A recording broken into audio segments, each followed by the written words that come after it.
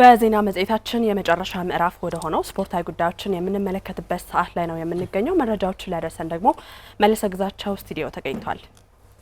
መለሰ ሰዓቱን ላንተ ለቅቄያለሁ። አመሰግናለሁ ቤተልሔም።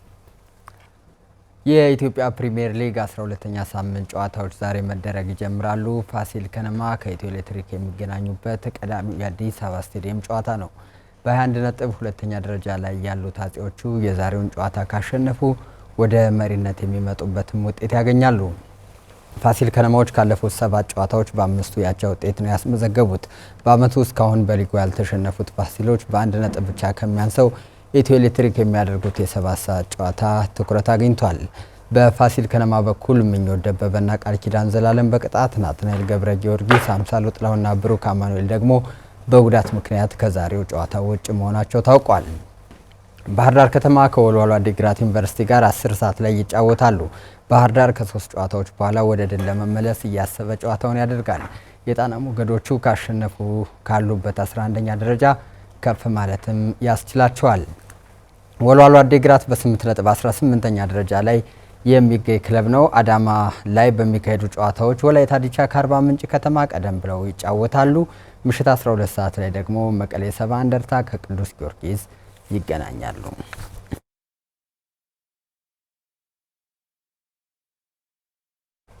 በ11 ክለቦች መካከል የሚካሄደው የኢትዮጵያ እጅ ኳስ ፕሪሚየር ሊግ በአዲስ አበባ ተጀምሯል። በውድድሩ እየተሳተፈ የሚገኘው ባህር ዳር ከተማ ስብስቡን በማጠናከር ተፎካካሪ ለመሆን ማቀዱን ገልጧል። ታሪኩ አይኔዋ የባህር ዳር እጅ ኳስ ክለብ በ2018 ጠንካራ ተፎካካሪ ለመሆን መዘጋጀቱን ገልጿል። የክለቡ ተጫዋቾች የኢትዮጵያ እጅ ኳስ ፕሪሚየር ሊግ ክለቡ በሰጠው ሰፊ የዝግጅት ጊዜ አስፈላጊውን ስራ ሰርተው ውጤታማ ለመሆን መዘጋጀታቸውን ተጫዋቾችና አሰልጣኙ ተናግረዋል። ዘንድሮ ትንሽ ካምነው በተለየ መልኩ ክለባችንም ሰፊ ጊዜ ሰጥቶን እየሰራ ነው።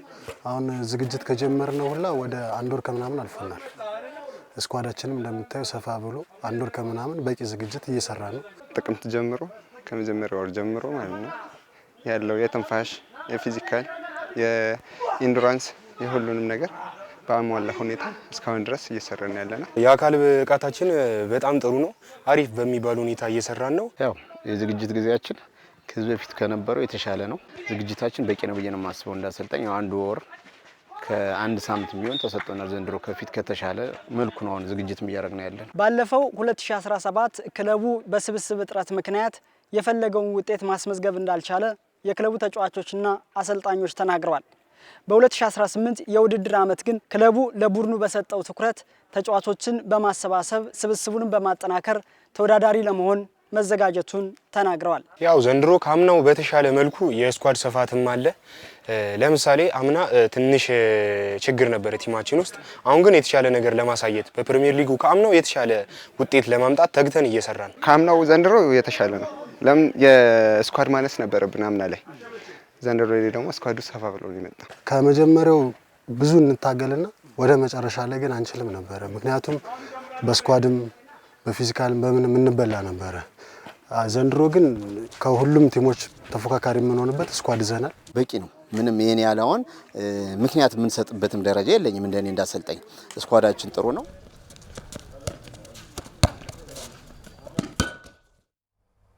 በምስራቅ አፍሪካ የካራቲ ሻምፒዮና ኢትዮጵያን በመወከል ሜዳሊያ ያስመዘገቡ ተወዳዳሪዎች ወደፊት በዘርፉ የላቀ ቦታ ለመድረስ እንደሚያልሙ ተናገሩ። ውጤታማ ለሆኑ የካራቲ ተወዳዳሪዎች በሐይቅ ከተማ አቀባበል ተደርጎላቸዋል። ሳላዲን ሰይድ የደቡብ ወሎ ዞን ወጣቶችና ስፖርት መምሪያ በኢትዮጵያ አዘጋጅነት በተካሄደው 15ኛው የምስራቅ አፍሪካ የካራቴ ውድድር ለሀገራቸው ሜዳሊያ ላመጡና በውድድሩ ለተሳተፉ ስፖርተኞች በሐይቅ ከተማ ደማቅ አቀባበል አድርጎላቸዋል። በውድድሩ ላይ ተሳትፈው የወርቅ ሜዳሊያ ያመጡት ስፖርተኞቹ በተደረገላቸው ደማቅ አቀባበል መደሰታቸውንና በቀጣይ ከዚህ የተሻለ ውጤት ለማምጣት እንዳነሳሳቸው ገልጸዋል። እውነት ለመናገር ከምንም በላይ ነው እኔ ደስ ያለኝ። ያየሁት ፊሊንግ የነበረው ህዝቡ አቀባበል በጣም ደስ የሚል ነበር። ከምንጠብቀው በላይ ነው ያየነው ነገር በጣም ደስ ብሎናል። ቀጣይ ከዚህ በላይ በኦል አፍሪካ ጌም እንዲሁም በዓለም ደረጃ ላይ የራሳችንን አሻራ አስቀምጠን ሀገራችንን ባንዲራ ከፍ የምናደርግበት ይሆናል ብዬ አስባለሁ። ቀጣይም የተሻለ ስራ ይዘን እንደምንመጣ እርግጠኛ ነኝ። በዚህ አይበቃም። ሁላ ማህበረሰብ ይገኛል ብዬ ጭራሽ አላሰብኩም ነበር። ካሰብንበት በላይ ከጠበቅንበት በላይ ሆኖ ስላገኘው በጣም ደስ ብሎናል። ይሄ ያመጣንበት ውጤት ገና ለኛ ገና ጅማሮችን ነው ብለን ነው የምናስበው።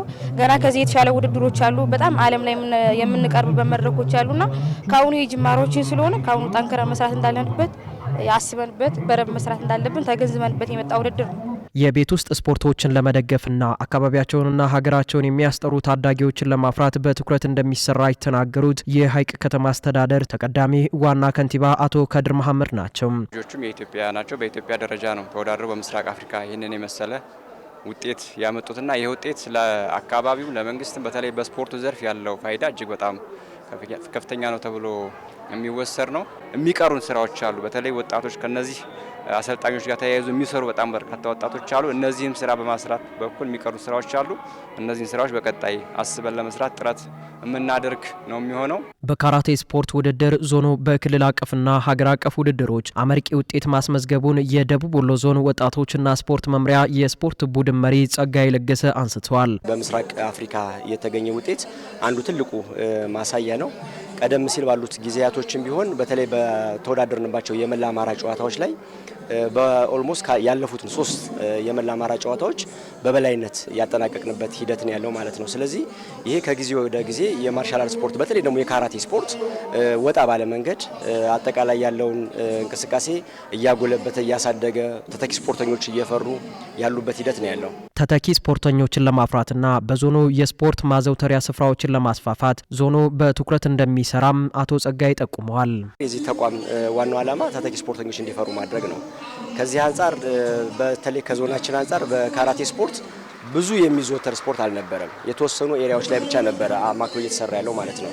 ከዚህ አንጻር ተተኪ ስፖርተኞች እንዲኖሩ ከማስቻል አንጻር በበርካታ ወረዳዎች የካራቴ ስፖርት እንዲኖር ለማድረግ ጥረት እየተደረገ ያለበት ሂደት ነው ያለው።